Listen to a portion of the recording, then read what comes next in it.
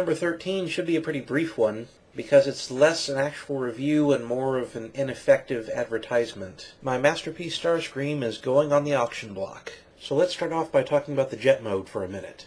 And by a minute, I mean a few seconds. The jet mode is perfect. That's it, we're moving on. Hi, Sassy.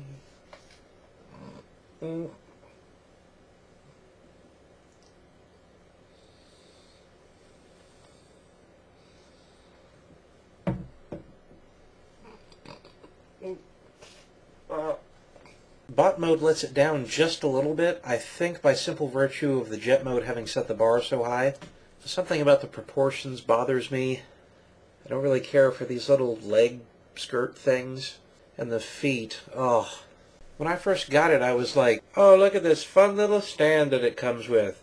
That is a totally optional thing and in no way required. No, it's critical. The feet are completely vestigial. If you can just picture the handshake of a gay stereotype from the 70s as feet. Ultimately, I find myself preferring the Henkei Deluxe Starscream, because while difficult to stand up, at least it's possible. You definitely want to work with it from some kind of suspended harness system, so once you do get it to stand, you don't have to worry about jostling it when you walk away.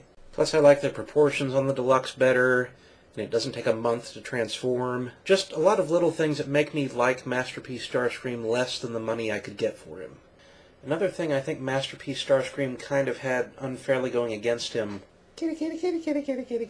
was that I got Masterpiece Prime first, back there, which if my house were on fire and I could only save one thing, that would be it. I would wrap Masterpiece Prime in my shirt and we would go out the window. And I would make sure I hit the ground first. So I think Masterpiece Starscream was hampered for me a little bit just by carrying the Masterpiece title, but not quite living up to the ludicrously high standard set by his predecessor. So, in summation, Masterpiece Starscream is the best figure ever and you should pay me any amount of money to get him. Other stuff for sale. Selling a Supreme Devastator that I think is complete, that I acquired under rather unusual circumstances, and have no desire to keep. I'm not even going to try to talk it up. It's big and it takes up space I can't spare and I want it out of my house. There's my sales pitch. I have an extra cup and breacher, both still in the package, that I'm selling as a lot, and have been trying to for some time now. No one seems interested. Which is a pity because they're both great figures. I mean, yeah, Cup's face is slightly terrible, but all in all they're pretty good. And for what I thought was a reasonable price. And if it isn't, there's a make an offer option, so, Let's see, what else? Jet Threat from Mattel's Keyforce line. Again, I don't know why no one is interested in this. That was like the best thing to happen in 1993. Last and biggest, this fella. I was mildly a fan of Wildcats back in the day, and always thought Grifter was particularly cool. He's like Gambit and Deadpool's impossible love baby.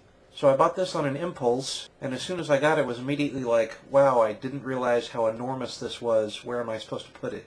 Won't you give him a loving home? In the